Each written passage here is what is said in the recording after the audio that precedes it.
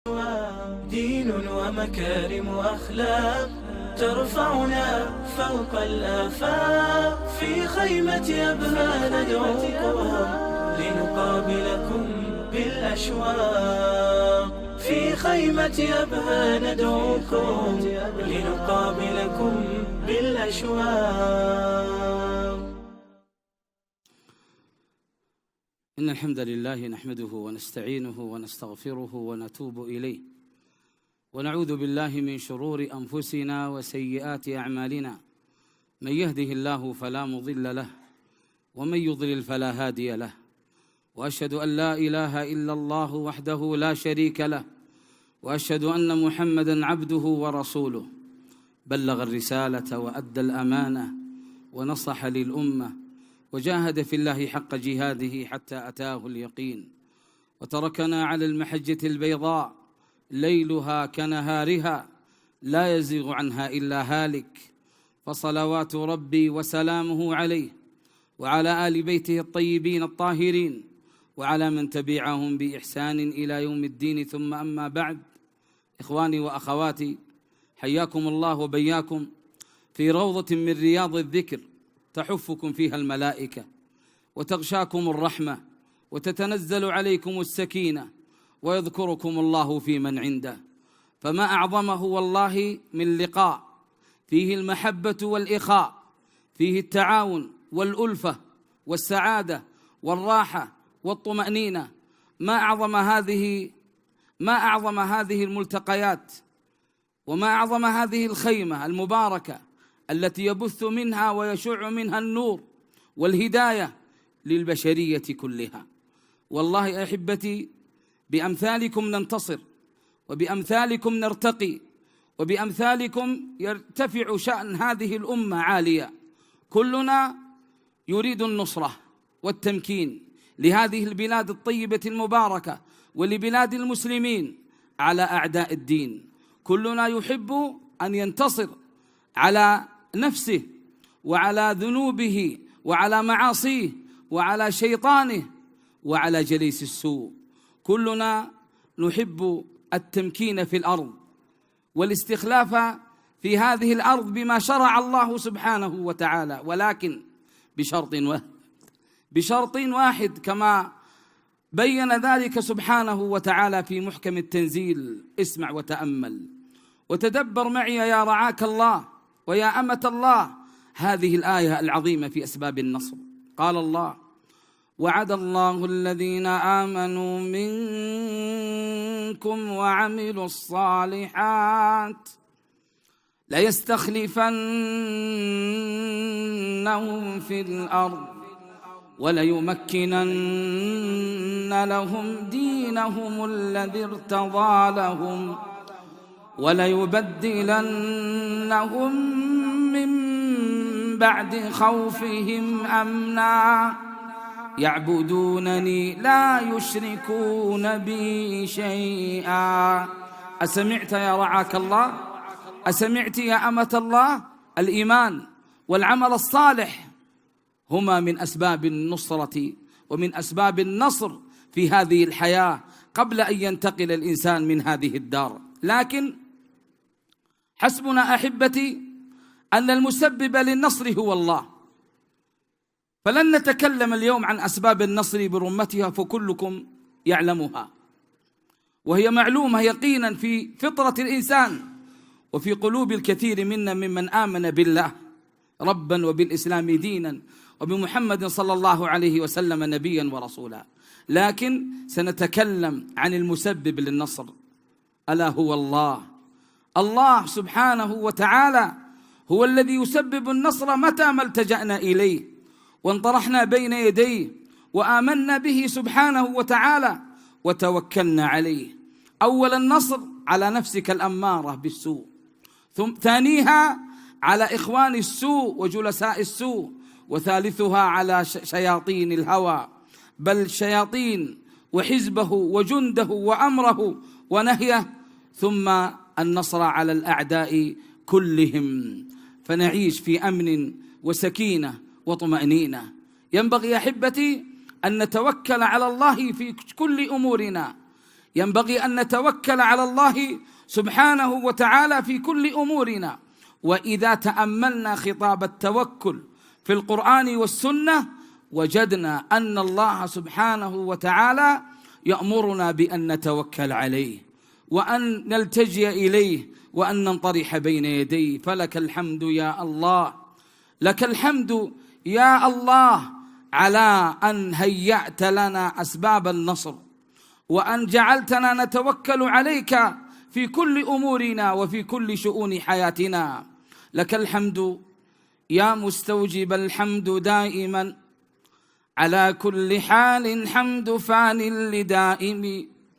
وسبحانك اللهم تسبيح شاكر لمعروفك المعروف يا ذا المراحم.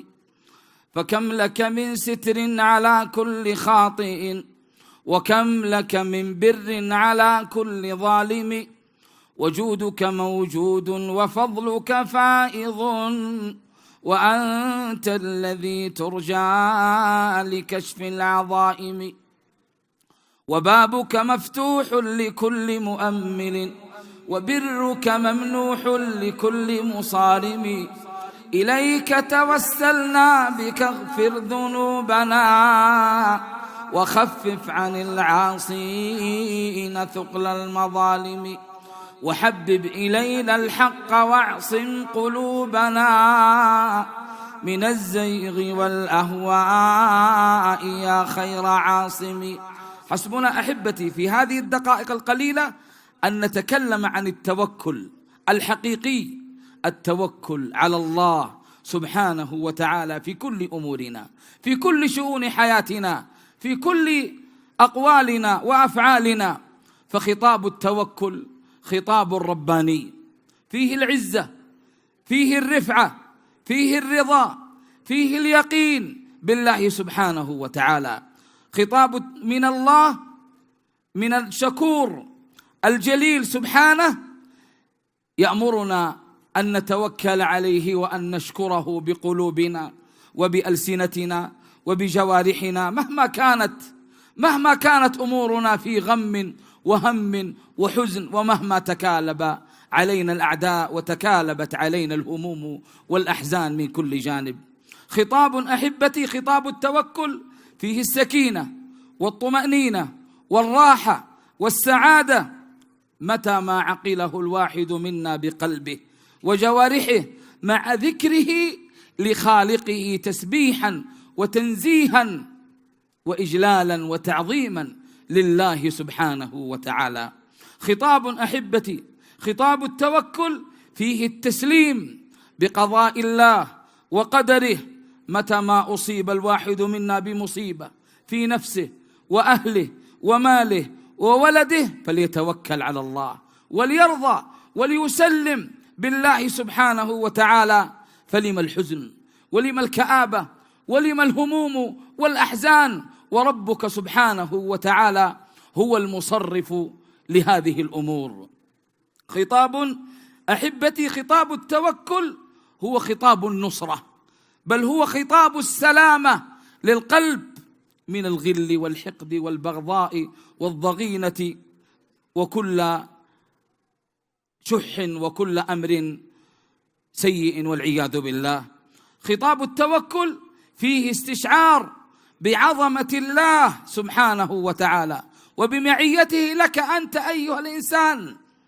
فلما تتوكل على الله فكأن الله معك يرعاك يحفظك سبحانه وتعالى، يحفظك في سمعك، في بصرك، في زوجتك، في أولادك، في كل شؤون حياتك. فلا تحزن ولا تيأس. خطاب التوكل هو خطاب التذلل والخضوع بالدعاء والتضرع لله سبحانه وتعالى. مهما ادلهمت عليك النوائب، مهما ادلهمت عليك المصائب، فلا تحزن، فتوكل على الله في كل أمورك. خطاب فيه الركون إلى الله وترك الدنيا بما فيها من شهوات ومعاصٍ وملذات. خطاب التوكل هو خطاب التوبة والإنابة والعودة لله. فمهما أسرفت يا عبد الله على نفسك بالذنوب والمعاصي، فتوكل على الله في توبتك، توكل على الله في أوبتك ورجوعك إلى الله. وأخيرا، خطاب التوكل هو خطاب حسن الظن بالله. الله أكبر. حسن الظن بالله عندما تأتيك المصائب، حسن الظن واليقين بالله عندما تأتيك تلك السكرات وتغادي هذه الحياة. حسن الظن بالله مهما دلهمت عليك الخطوب فأنت محسن للظن بالله بأن الله لن يتركك، لن يخذلك أبدا، فأنت متوكل على الله في كل شؤون حياتك.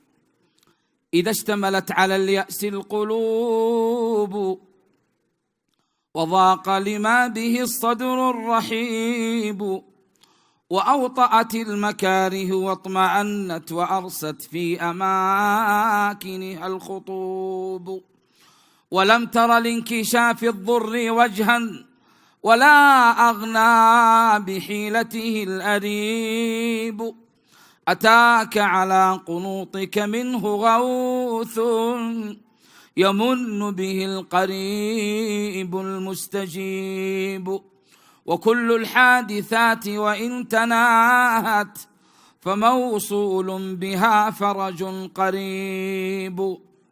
أخي الحبيب، أختي المسلمة، إن الآفات الكبار والآثام العظام التي غزت قلوب كثير من الناس اليوم، بل ربما أفسدتها، بل ربما صرفتها عن صحتها واستقامتها، لأنها تعلقت بغير الله وتوكلت على غير الله.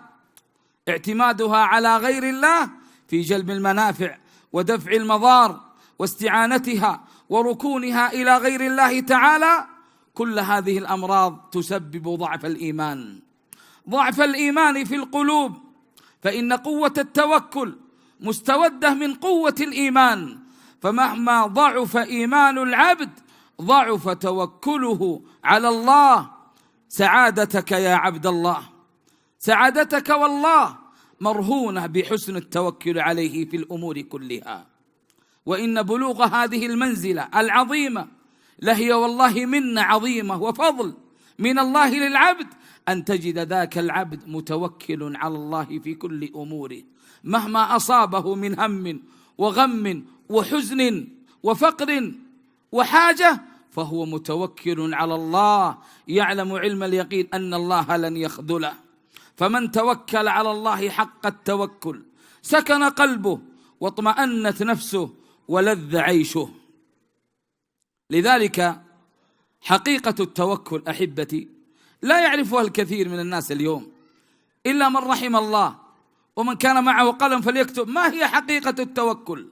ما هي حقيقة التوكل؟ والله لو خرجت بهذه الفائدة من هذا اللقاء الطيب المبارك لكفاك والله ما أهمك. حقيقة التوكل أحبتي هو صدق اعتماد القلب على الله في استجلاب المصالح ودفع المضار من أمور الدنيا والآخرة، بل تفويض الأمور كلها لله، وتحقيق الإيمان بأنه لا يعطي ولا يمنع ولا يضر ولا ينفع إلا الله سبحانه وتعالى. قال أهل العلم، قال بعض أهل العلم: التوكل هو الثقة بما عند الله واليأس عما في أيدي الناس، وهذه منزلة لا يصلها إلا الصديقون. قال سعيد بن جبير: التوكل جماع الإيمان. لا بد للقلب أحبابي أن يكون صادقا متعلقا بالله حق التعلق، وأن يوقن بأن مرد الأمور كلها لله، فما شاء كان وما لم يشأ لم يكن. فمن أسماء الله الحسنى، من أسماء الله الحسنى ما هو؟ الوكيل. قال ابن الأثير في أسماء الله: الوكيل هو القيم الكفيل بأرزاق العباد كلها. ومن أسماء رسولنا صلى الله عليه وسلم المتوكل. الله أكبر، متوكل على الوكيل صلى الله عليه وسلم مع فقره وحاجته ومع اصطفاء الله له، إلا أنه كان يتوكل صلى الله عليه وسلم في كل أموره لقناعته صلى الله عليه وسلم باليسير والصبر على ما كان يلاقي ما يكره. لذلك كان من توكله صلى الله عليه وسلم إذ كان يقول دائما لصحابته ولنفس ماله وللدنيا: إنما أنا كراكب استظل تحت شجرة ثم راح وتركها. ولعظم منزلة التوكل الذي هو والله سبب من أسباب النصر على كل الشرور وعلى كل المصائب وعلى كل الهموم والأحزان، قال الله: اسمع وتأمل معي ما قاله الله في محكم التنزيل عن التوكل: لتوقن يا عبد الله ولتوقني يا أمة الله أننا ينبغي أن نحقق التوكل على الله حقيقة في كل أقوالنا وأفعالنا. قال الله سبحانه: ومن يتوكل على الله فهو حسبه. وقال سبحانه أي كافيه: وعلى الله فتوكلوا إن كنتم مؤمنين. وقال سبحانه: فعليه توكلوا إن كنتم مسلمين. بل أمر الله سبحانه بالتوكل عليه في عدة مواضع. لنأخذ جولة مع كتاب ربنا. اسمع للآيات وتأملها بقلبك، عش معها السكينة والطمأنينة والراحة، تجد والله الأنس، وبإذن الله يصدق قلبك في توكلك على الله. قال الله سبحانه عن نبيه محمد صلى الله عليه وسلم: فبما رحمة من الله لنت لهم ولو كنت فظا غليظ القلب لانفضوا من حولك فاعف عنهم واستغفر لهم وشاورهم في الأمر فإذا عزمت فتوكل على الله. الثواب: إن الله يحب المتوكلين. وقال الله سبحانه: ويقولون طاعة فإذا برزوا من عندك بيت طائفة منهم غير الذي تقول والله يكتب ما يبيتون فأعرض عنهم وتوكل على الله وكفى بالله وكيلا. بل وصف الله سبحانه التوكل لتوكل النبي صلى الله عليه وسلم، وصف أن النبي يتوكل، ووصف عباده المؤمنين المتوكلين على الله سبحانه وتعالى. قال الله: قل لن يصيبنا إلا ما كتب الله لنا هو مولانا وعلى الله فليتوكل المؤمنون. بل من صفات المؤمنين الصادقين أنهم متوكلون على الله، جعلني الله وإياكم منهم، قولوا آمين. إنما المؤمنون الذين إذا ذكر الله وجلت قلوبهم وإذا تليت عليهم آياته زادتهم إيمانا وعلى ربهم يتوكلون. إذن التوكل على الله والاعتصام به وحده هو الملجأ الذي لجأ إليه المرسلون. أنبياء الله ورسله عليهم السلام لجأوا وتوكلوا على الله من بطش الجبابرة والمعاندين والكافرين والمستكبرين، فأنعم الله عليهم بفضله وكرمه، فهو نعم المولى ونعم النصير. ولنا أسوة وقدوة في أنبياء الله ورسله، ولنا قدوة بحبيبنا صلى الله عليه وسلم. فهذا نوح عليه السلام لما كذبه قومه وآذوه أشد الإيذاء، اسمع ماذا قال الله عنه معلنا توكل نوح على ربه سبحانه وتعالى. يقول الله: يا قوم إن كان كبر عليكم مقامي إن كان كبر عليكم مقامي وتذكيري بآيات الله فعلى الله توكلت فأجمعوا أمركم وشركاءكم ثم لا يكن أمركم عليكم غمة ثم قضوا إلي ولا تنظرون. وهذا هود عليه السلام لما فعل به قومه وآذوه واتهموه بالجنون تبرأ منهم، فقال الله عنه: إني أشهد الله واشهدوا أني بريء مما تشركون من دوني فكيدوني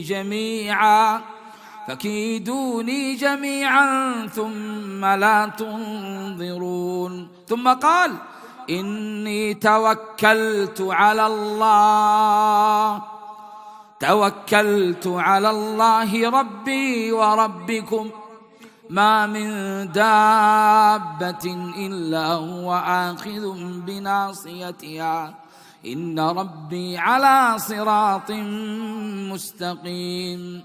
وقال الله عن نبي الله شعيب عليه السلام ومن آمن معه، وخطابه للمكذبين الذين كذبوه وعاندوه، قال الله: على الله توكلنا ربنا افتح بيننا وبين قومنا بالحق وأنت خير الفاتحين.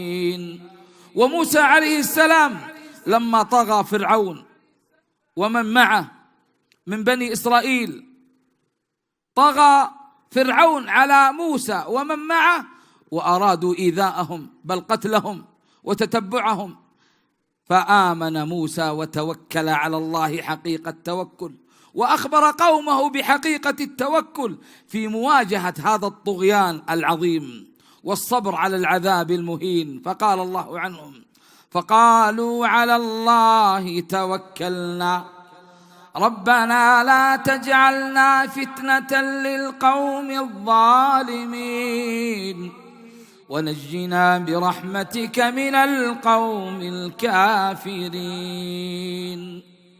ويعقوب عليه السلام لما فقد ولده وأخذ منه الآخر وهو مشفق عليه، عزى ذلك إلى قدر الله وإلى حكمته وحكمه، وأعلن توكله على الله عليه السلام. فقال الله عنه في محكم التنزيل: إن الحكم إلا لله عليه توكلت وعليه فليتوكل المتوكلون. والخليلان إبراهيم ومحمد عليهم الصلاة والسلام لاذا بحمى الله وتوكل عليه في أحرج الساعات وفي أضيق الكربات. قال ابن عباس رضي الله عنهما: حسبنا الله ونعم الوكيل. قالها إبراهيم عليه السلام حين ألقي في النار، وقالها محمد صلى الله عليه وسلم حين قالوا إن الناس قد جمعوا لكم فاخشوهم فزادهم إيمانا وقالوا حسبنا الله ونعم الوكيل. توكل على الرحمن في كل حاجة، توكل على الرحمن في كل حاجة أردت فإن الله يقضي ويقدر متى ما يرد ذي العرش أمرا بعبده يصبه وما للعبد ما يتخير. وقد يهلك الإنسان من وجه أمنه وينجو بإذن الله من حيث يحذر. من صور التوكل نخصص صور التوكل للحبيب صلى الله عليه وسلم، ويقينه ورضاه واستسلامه صلى الله عليه وسلم بربه. أنه صلى الله عليه وسلم في غزوة غزاها نزل تحت شجرة يستظل بها صلى الله عليه وسلم، وعلق سيفه في تلك الشجرة. قال جابر: فنمنا نومه فإذا رسول الله صلى الله عليه وسلم يدعونا فجئنا فإذا عنده أعرابي جالس، فقال رسول الله صلى الله عليه وسلم: إن هذا اخترط سيفي وأنا نائم، فاستيقظت وهو في يده صلتا، فقال لي: من يمنعك مني؟ قلت: انظر للتوكل واليقين بالله، الله الله، من يمنعك مني؟ قلت: الله. وفي رواية لمسلم: فقال رسول الله صلى الله عليه وسلم: أتخافني؟ قال: لا. قال: من يمنعك مني؟ قال: الله يمنعني منك. رواه الشيخان. قال الحافظ ابن حجر رحمه الله: وكأن الأعرابي لما شاهد ذلك الثبات العظيم والتوكل من حبيبنا صلى الله عليه وسلم، وعرف أنه حيل بينه وبينه، تحقق صدقه، وعلم أنه هو رسول الله صدقا، وعلم أنه لا يستطيع أن يصل إليه، فألقى السلاح وأمكن من نفسه. وجاء في رواية ابن إسحاق: قال الأعرابي: من يمنعك مني؟ قال: الله. قيل: فدفع جبريل في صدره فوقع السيف من يده، فأخذه النبي صلى الله عليه وسلم وقال: من يمنعك أنت مني؟ قال: لا أحد. قال: قم فاذهب لشأنك. فلما ولى قال: أنت خير مني، ثم أسلم بعد ذلك الرجل. ومن توكله صلى الله عليه وسلم أنه لما دخل الغار ومعه أبو بكر الصديق ليلة الهجرة والمشركون يتبعونهم، قال أبو بكر رضي الله عنه من شدة خوفه على الحبيب صلى الله عليه وسلم من أن يدركه المشركون أو أن يأخذوه: والله يا رسول الله، لو أن أحدهم نظر تحت قدميه لأبصرنا. فقال النبي صلى الله عليه وسلم توكلا ويقينا ورضا بخالقه: ما ظنك يا أبا بكر باثنين، الله ثالثهما. رواه الشيخان. الله أكبر على حسن التوكل على الله. لذلك أتت النصرة بعد ذلك ونزلت الآيات على الحبيب صلى الله عليه وسلم في بيان النصرة لما توكل النبي صلى الله عليه وسلم، إذ قال الله في سورة التوبة آية عظيمة يقول سبحانه: إلا تنصروه فقد نصره الله إذ أخرجه الذين كفروا ثاني اثنين إذ هما في الغار إذ يقول لصاحبه لا تحزن إن الله معنا. قال أبو جعفر الطبري: هذا إعلام من الله، هذا إعلام أنه هو المتوكل، أن الله هو المتكفل بنصرة رسوله على أعداء دينه وإظهاره عليهم دونهم، أعانوه أو لم يعينوه. تذكير منهم لما فعل ذلك به، وهو في العدد قلة وهم في العدد كثرة، فكيف به وهو في العدد كثرة والعدو في قلة؟ الله أكبر على الفضل وعلى الكرامة من الله سبحانه وتعالى لنبيه صلى الله عليه وسلم، إذ يقول لصاحبه لا تحزن.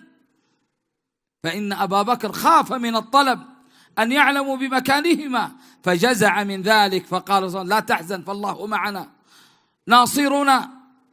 ناصرنا نحن متوكلون عليه. يقولها الحبيب ثقة بوعد الله وبنصره وتوكله عليه سبحانه وتعالى. يا من عليه مدى الأيام معتمدي، إليك وجهت وجهي لا إلى أحد، أنت المجيب لمن يدعوك يا أملي، يا عدتي يا شفا دائي ويا سندي، يا مالك الملك يا معطي الجزيل لمن يرجو نداه بلا حصر ولا عدد، ما لي سواك وما لي غير بابك يا مولاي، فامح بعفو ما جنته يدي، أنعم وأمطر علينا رحمة فإننا أمطر علينا، أنعم وأمطر علينا رحمة فلنا عوائد منك بالإحسان والمدد، وانظر إلينا فكم أوليتنا نعما ما إن تمر على بالي ولا خلدي.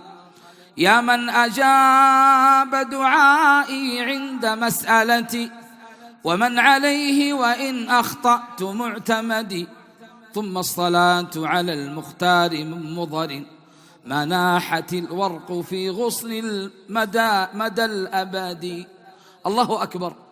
هذه هي مقدمة عن التوكل، لكن ينبغي أن نعلم ما معنى التوكل حقيقة، ما مفهومه، ما أسبابه، ما ثمرته وفوائده.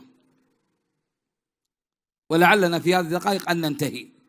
التوكل كما ذكرنا هو صدق الاعتماد على الله في استجلاب المصالح ودفع المضار من أمور الدنيا والآخرة. لكن ابن القيم يرحمه الله في مدارج السالكين ذكر أن التوكل لا يتحقق إلا بعدة أمور، ومن كان معه قلم فليكتب. ذكر في مدارج السالكين أن التوكل لا يتحقق للواحد منا إلا بعدة أمور. أولها معرفة الرب بصفاته وبكفايته وبأسمائه وقيوميته. معرفة الرب في كل الأمور، في مشيئته، في قدرته. هذه المعرفة الحقيقية إذا وقن بها القلب نال الإنسان التوكل على الله. ثانيا الأخذ بالأسباب، فلكل شيء سببا كما قدره الله سبحانه وتعالى وشاءه. ثالثا رسوخ القلب في مقام التوحيد، بل تجريد القلب من كل الشوائب ومن كل الأدران والأنجاس، فلا يعتقد ذلك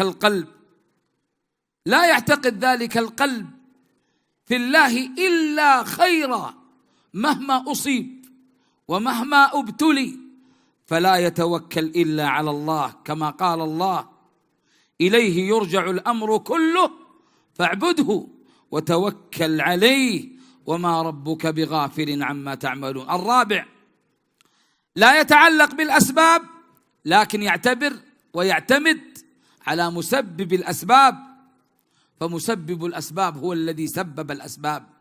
الحقيقة كلها هو على مسبب الأسباب الله سبحانه وتعالى. الخامس حسن الظن بالله، فعلى قدر حسن ظنك بربك ورجائك له يكون توكلك عليه وصدق اعتمادك على الله. السادس استسلام القلب وانجذاب دواعيه كلها لله سبحانه وتعالى. السابع التفويض، تفويض الأمور كلها لله، فهذا هو روح التوكل. الثامن الرضا. من كتب معنا؟ نعيدها. الرضا. ومن أراد أن يرجع إلى الكلام لأن الوقت يداهمنا. أحبتي في الله، توكل على مولاك وارض بحكمه وكن مخلصا لله في السر والجهر. وكما قال الشاعر: توكلت في رزقي على الله خالقي وأيقنت أن الله لا شك رازقي وما كان من رزقي فليس يفوتني ولو كان في قاع البحار العوامق. سيأتي به الله العظيم بفضله ولو لم يكن مني اللسان بناطق. ففي أي شيء تذهب النفس حسرة وقد قسم الرحمن رزق الخلائق. ذكر بعض أهل العلم كالفيروزابادي في كتابه بصائر ذوي التمييز في لطائف الكتاب العزيز، ذكر أن التوكل له مواطن. متى يكون التوكل؟ وهذا علم عظيم ينبغي أن نوقن به. قال: إن التوكل على الله عز وجل مطلوب في كل شؤون الحياة، لكن هناك مواطن للتوكل ورد فيها الحظ عليها والأمر بها للمصطفى صلى الله عليه وسلم وللمؤمنين إلى قيام الساعة. أولا إذا طلبتم النصر والفرج من الله فتوكلوا عليه. قال الله سبحانه وتعالى: إن ينصركم الله فلا غالب لكم وإن يخذلكم فمن ذا الذي ينصركم من بعده وعلى الله فليتوكل المؤمنون. من مواطن التوكل إذا أعرضت عن أعدائك وآذوك جلساءك بل آذوك كثير من الناس فليكن رفيقك ماذا؟ التوكل على الله. فأعرض عنهم وتوكل على الله وكفى بالله وكيلا. ثالثا من مواطن التوكل إذا أعرض عنك الخلق فتوكل على الله. قال سبحانه: فإن تولوا فقل حسبي الله لا إله إلا هو عليه توكلت. الله أكبر. رابعا إذا تلي القرآن تلوته بتدبر وبيقين فتوكل على الله حتى في قراءتك، حتى في ترنمك بتلك الآيات. قال الله سبحانه: وإذا تليت عليهم آياته زادتهم إيمانا وعلى ربهم يتوكلون. خامسا من مواطن التوكل إذا طلبت الصلح والإصلاح بين قوم أو بين شخصين فلا تتوسل إلا بماذا؟ بالتوكل على الله. قال الله: وإن جنحوا للسلم فاجنح لها ثم ماذا؟ وتوكل على الله. سادسا إذا أصبت بمصيبة في مالك وأهلك وولدك ونفسك فتوكل على الله. توكل عليه لأن الله سبحانه وتعالى يقول: قل لن يصيبنا إلا ما كتب الله لنا هو مولانا وعلى الله فليتوكل المؤمنون. سابعا إذا نصب الأعداء حبال المكر فادخل أنت في أرض التوكل. قال الله عن نبي الله نوح: واتل عليهم نبأ نوح إذ قال لقومه يا قوم إن كان كبر عليكم مقامي وتذكيري بآيات الله فعلى الله توكلت. إذا خشيت بطش أعداء الله والشيطان وجنده وحزبه فتوكل على الله، فإن الله يقول في ذلك: إنه ليس له سلطان على الذين آمنوا وعلى ربهم يتوكلون. فتوكل على الله وكفى بالله وكيلا. إذا أردت أن يكون الله لك وتكون لله خالصا فعليك بالتوكل، ومن يتوكل على الله فهو حسبه. يا من أسرف على نفسه بالذنوب والمعاصي، يا من أوبق نفسه بالوقوع في الذنوب والمعاصي، فهذا موطن للتوكل. ارجع إليه وتوكل عليه، فربك سبحانه يحب المتوكلين عليه حتى مع ذنوبهم ومعاصيهم. توكل عليه في قبول توبتك وفي قبول أوبتك وفي صدقك مع الله في توبتك، فإن الله سبحانه يقبلك بإذنه سبحانه. إلهي أتيتك في خشوع وقلبي بالأسى يبدي خضوعي، مددت يدي نحوك يا عظيم وذنبي إذ تغسله دموعي.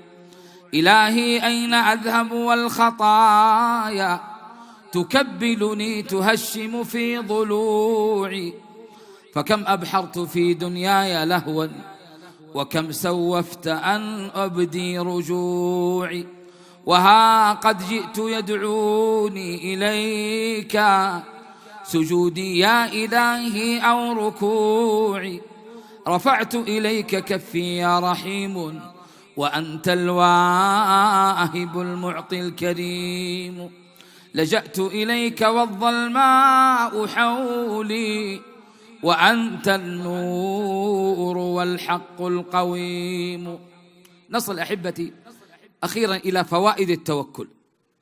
من فوائد التوكل فوائد عظيمة جمة. من يحقق التوكل في أموره وفي أقواله وفي شؤون حياته، اسمع يا عبد الله ويا أمة الله، إن تحقيق التوكل هو من كمال الإيمان وحسن الإسلام. ثانيا، يجلب محبة الله ومعونته ونصرته وتأييده. ثالثا، دوام طلب المعونة من الله ليقين التوكل عليه سبحانه. رابعا، الحفظ والمنعة من الشيطان الرجيم ومن البشر. خامسا، الوقوف على حدود الله الشرعية وعدم الخوض في الحرام. سادسا، ترك المزاحمة للناس وترك ما عليه الناس من أمور مخالفة. سابعا، قطع الطمع فيما أيدي الناس توكلا على ما عند الله من فضل. ثامنا، راحة البال واستقرار الحال والسعادة الحقيقية. تاسعا، الرزق. عاشرا، تمام المعونة من الله سبحانه وتعالى. نسأل الله أحبتي، نسأل الله بمنه وكرمه أن يجعلنا من المتوكلين.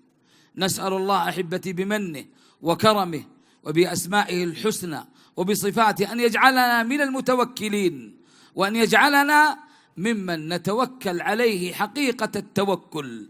يا من يرى ما في الضمير ويسمع، أنت المعد لكل ما يتوقع. يا من يرجى في الشدائد كلها، يا من إليه المشتكى والمفزع.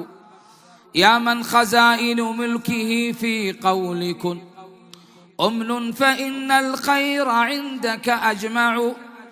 ما لي سوى فقري إليك وسيلة، فبالافتقار إليك فقري أدفع. ما لي سوى قرعي لبابك حيلة، فلئن رددت فأي باب أقرع. ومن الذي أدعو وأهتف باسمه، إن كان فضلك عن فقيرك يمنع.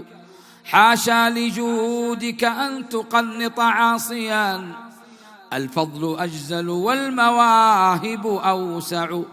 أما الثمرات، تلك الفوائد غير الثمرات، من أعظم ثمرات التوكل على الله سبحانه وتعالى أولها حصول النصر والتمكين في الأرض.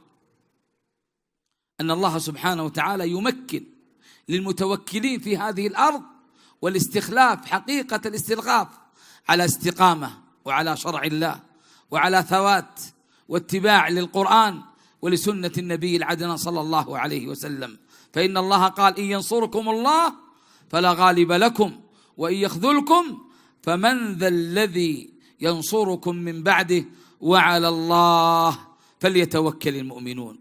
من أعظم الثمرات للتوكل وللمتوكلين النجاة من فتنة الشيطان، هذا الشيطان الرجيم اللعين الذي أقسم أنه لو ليغوين بني آدم أجمعين، كما قال الله عنه: لأغوينهم أجمعين إلا عبادك منهم المخلصين. قال الله: إنه ليس له سلطان على الذين آمنوا وعلى ربهم يتوكلون. وقال سبحانه: إنما النجوى من الشيطان ليحزن الذين آمنوا وليس بضارهم شيئا إلا بإذن الله. ثم قال: وعلى الله فليتوكل المؤمنون. واسمع للفضل وللكرامة على لسان الحبيب صلى الله عليه وسلم، يا من حقق التوكل وحقق هذا الدعاء. قال صلى الله عليه وسلم: إذا خرج المرء من بيته كان معه ملكان موكلان به، فإذا قال بسم الله قال هديت، فإذا قال توكلت على الله قال كفيت، فإذا قال لا حول ولا قوة إلا بالله قال وقيت. قال فيلقاه قريناه فيقولان ماذا تريدان من رجل قد هدي وكفي ووقي؟ رواه الترمذي وغيره. قال ابن القيم ومن يتوكل على الله فهو حسبه، أي كافي من يثق به في نوائبه ومهماته، يكفيه كلما أهمه وأقلقه، وكلما ما كان العبد محسن الظن بربه سبحانه صادق التوكل عليه، فإن الله لا يخيب أمل من أمل فيه صدقا، ولا يضيع عمل عامل منكم. لذلك قال النبي صلى الله عليه وسلم في الحديث الذي أخرجه الإمام أحمد في مسنده وأخرجه الترمذي بسند جيد عن عمر رضي الله عنه، قال الرسول صلى الله عليه وسلم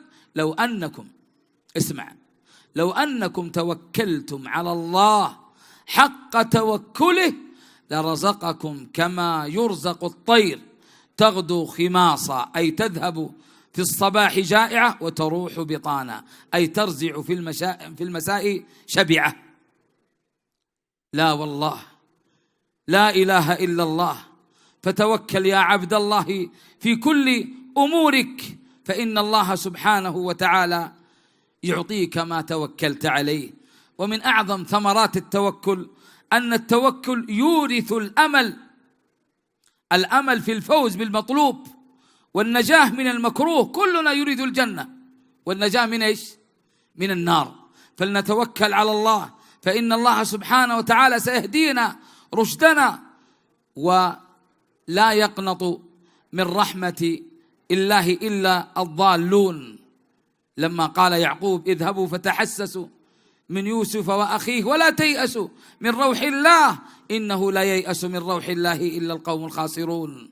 فالمتوكل على الله يعلم أن الملك كله بيد خالقه، يدبر الأمور، يفعل ما يشاء، يحكم ما يريد. فنسأل الله أحبتي أن يهدينا رشدنا وأن يجعلنا من المتوكلين. نختم أحبتي بدرجات التوكل. فابن القيم قال درجات التوكل 3: أولها معرفة الرب، ثانيها إثبات الأسباب، ثالثها رسوخ القلب، رابعها اعتماد القلب على الله سبحانه وتعالى.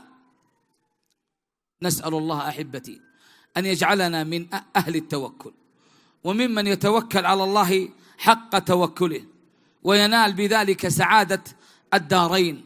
ووالله سعد ذلك العبد، سعد تلك الأمة من توكلوا على الله حق التوكل وحققوا تلك الأسباب المنجية لهم من عذاب الله بثباتهم وباستقامتهم على أمر الله وعلى شرع الله وشرع رسوله صلى الله عليه وسلم. سعد الذين تجنبوا سبل الردى وتيمموا لمنازل الرضوان، فهم الذين قد أخلصوا في مشيهم متشرعين بشرعة الإيمان.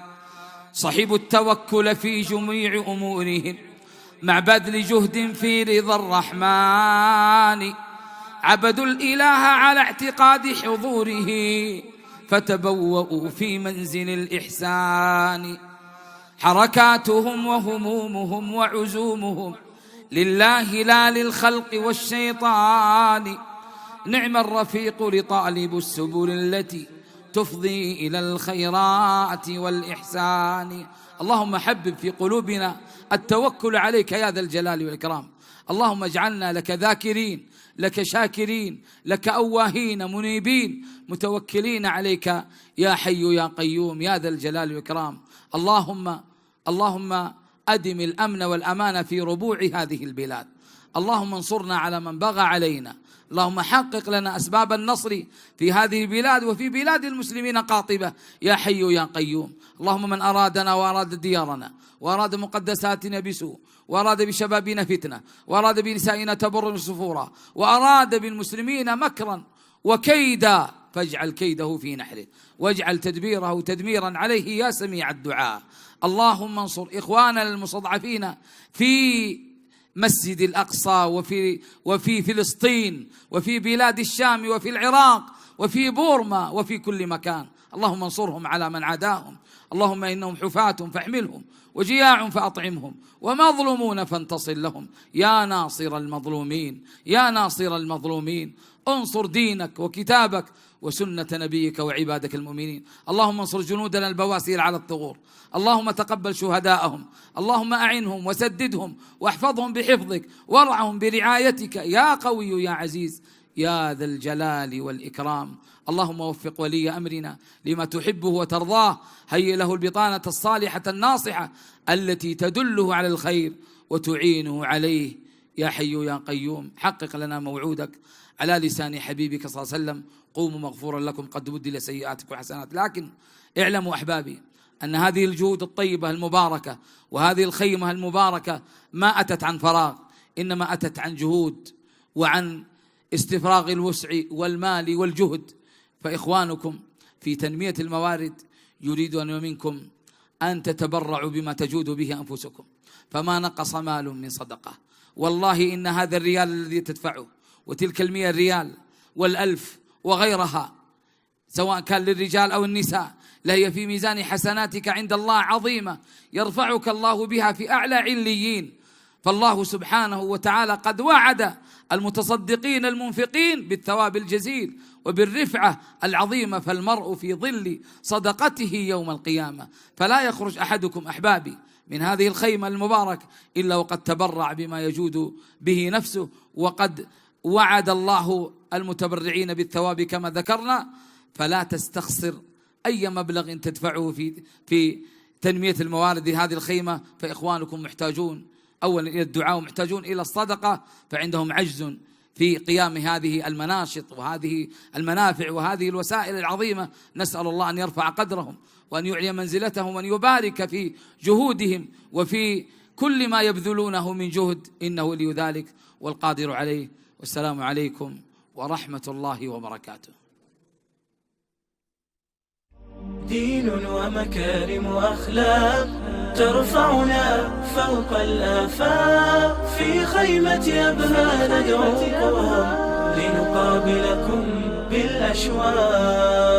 في خيمة أبها ندعوكم لنقابلكم بالأشواق.